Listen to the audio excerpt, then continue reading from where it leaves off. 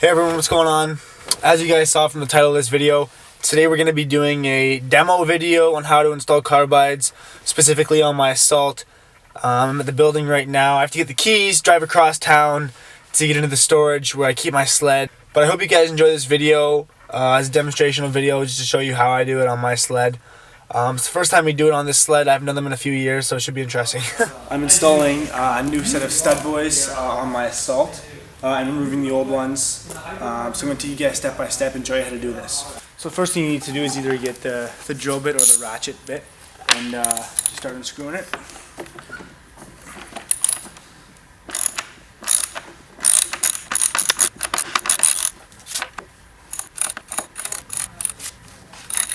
As you can see, this screw is so rotten that it just broke off as I was unscrewing it. So it's important to change these every once in a while as they get worn down and can start to erode. So now it comes time to hammer out or remove the old carbide out of the ski.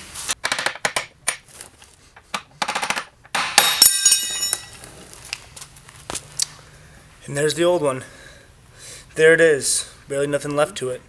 This is the comparison from old carbide to new.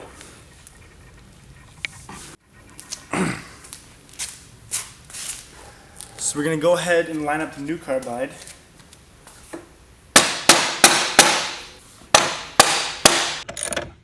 You're going to notice a world of difference now when you're steering. Yeah, it's going to be good.